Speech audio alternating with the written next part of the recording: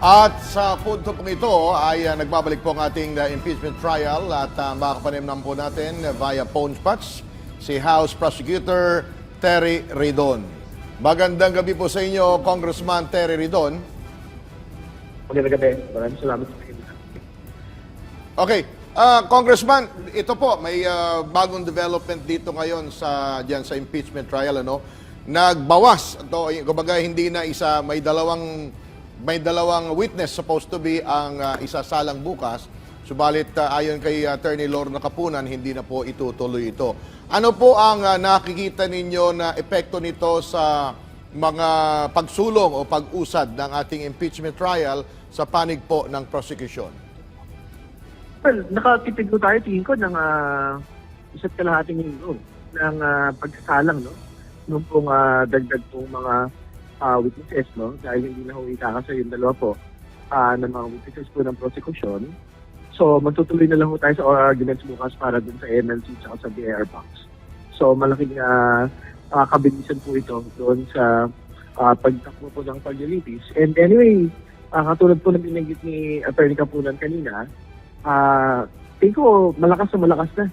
Yun po mga ebidensya na inilatag ni Mr. Calilong at ni Mr. Lotok, no? Nitong nakaraang 2 linggo. So, malaking bagay na po yun. At we can proceed further to the other parts of pong Fed's article. Congressman, so ibig po bang sabihin nito, insofar as Article 4 is concerned, close na po tayo dyan. And then my second question is that, ano po sa tingin niyo yung pinakamahalagang factual issue na na-establish nitong dalawang witnesses ninyo insofar as Article 4 is concerned? Ang talagang na-identify dun yung video documentation naman yung pinakamahalaga dun. Yung naipasok ko talaga una yung video documentation po ng pagbabanta laban sa Pangulo at kanyang pamilya na ginawa ng Pangulo at may actual na pagbabanta. Nailatag din po iba pang mga video kung saan marami pang ibang mga sinabi itong pangalawang Pangulo, katulad ng pagtugot ng ulo ng Pangulo at ang iba pang mga pattern of mga talaga pong violent actuations, no, at violent utterances na ating pong pangalawang Pangulo. So, tingin ko yun po yung pinakamahalagang bahagi ng evidence presentation po dito. Kanina po ay Congressman, kasama po kanina sa pagtatanong ng ilang senator judges kung ang grave threats ng Vice President ay kasama ba dito o may tuturing ba ito o part ng inciting to sedition o ito ay magbibigay daan para ang mga kababayan natin ay mahimok na mag-aklas laban sa gobyerno? Yeah, sabi ho ng witness kanina, no, si Attorney Lotok, yung pong totality ng po actuations at utterances, no, ng ating pong pangalawang Pangulo, pwede ho talaga itong makapagayak ng ating pong mga kababayan na mag-aklas, no, laban sa ating pong Pangulo. No? So, yan ho, tingin ko, yan ho yung isa sa mga mabibigyan din pong mga pahayag na nagbitawan ngayong araw po na ito. Congressman, sinabi po ni Attorney Lotok nung nagte-testify siya na insofar as this hitman is concerned, hindi naman po nila to na-identify. Ang question ko po sa legal na pananaw, gaano ba talaga kahalaga kung ma-verify itong hitman na to o hindi? So, sa lahat, yung hitman naman ho, hiwalay pong bagay ito doon sa actual ho na pagkakaroon ng pagsasalitang pagbabanta.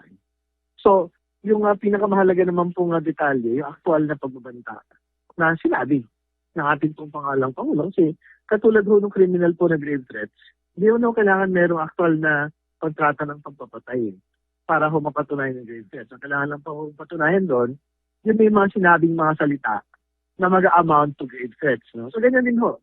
Yung nakita ho natin ebidensya dito po sa pangalawang Pangulo doon sa kanya pong video press conference. Susugan ko po yung tanong kanina ni Attorney Maris. Bukas po ay ibang article na po ang inyong isusulong. Wala na po, tapos na po tayo doon sa article number 4? Hindi po tapos yung threats, no? Tuloy pa din po yun. Pero bukas kasi tatalakayin po pag dinibatihan yung usapin po ng issuance po ng subpoena para sa MLC at sa BAR box, no? Sa haba ng mga pagtatanong at mga counter ng bawat kampo ho, sa tingin ba ninyo ay parang nawawalan ng interes yung ilang mga senador o mas nagkakaroon kayo ng tiwala na yung mga senator judges ay sinusuri din yung mga transcript o ilang detalye ng paglilitis? Sir. At tama ko yun, yung po mga senator judges, no, talagang mahalaga naman po yung mga tanong nila doon sa witness, kahit sa mga abogado, no, kasi makakatulong po talaga yun para mas maunawaan po ng mga senator judges kasi sila sa dulo sila din mga may magpapasya. At syempre, para maunawaan din po ng taong bayan kung ano po ba yung pinagdedebatihan dito. Congressman, para po maintindihan ng ating mga nanunood, dito po sa impeachment proceedings na ito, especially dito sa Article 4, ang lagi pong naririnig nila grave threats and inciting to sedition.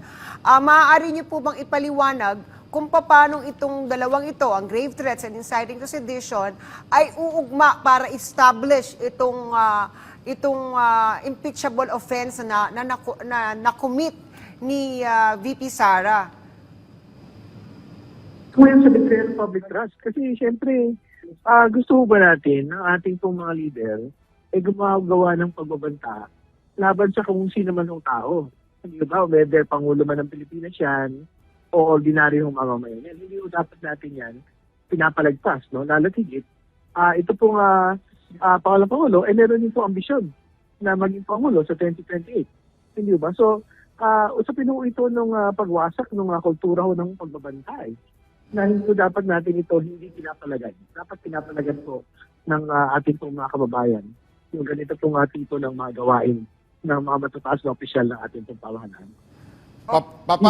Paano ho nyo i-grade o bibigyan ng grading yung panig ho ng prosecution ngayon? Tama ba? At kumbaga, in span of 1 to 10, ano ba ang inyong grado sa pamamaraan o pagsusulong ng prosecution ng mga ebidensya at testigo? Mataas yun, 10 stars ho yun. Magaling mo yung mga abogado mo namin. Handang-handa ho sila doon sa paglalatag po ng ebidensya.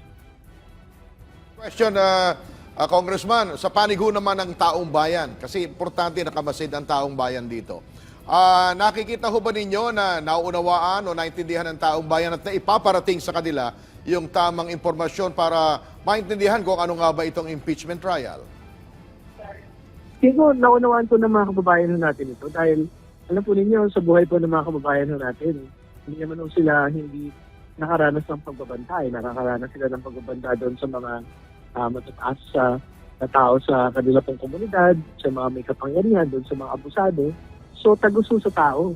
Nung po nga usapin po ng pinapanagot yung po mga nagbabanta sa kanilang mga sarili, sa kanila pong mga sa buhay, sa kanila pong mga kamag-anak. No? So, tingin ko unawang-unawa ng mga kababayan natin bakit po tayo nandito. Congressman, I have a final question also. Ito pong betrayal of public trust, na isa sa mga offenses na impeachable offense. Okay, ito po ay walang definition sa ating saligang batas. Dito po ba sa inyong manifestations tomorrow ng prosecution, sabi nyo nga di pa tapos tong Article 4, dito nyo po ba ipapaliwanag, bukas nyo po ba ipapaliwanag kung paano itong grave threats and inciting to sedition can be considered as betrayal of public trust na siyang isang ground para ma-remove si VP Sara? Tama yun. Pinaliwanag ko na kanina.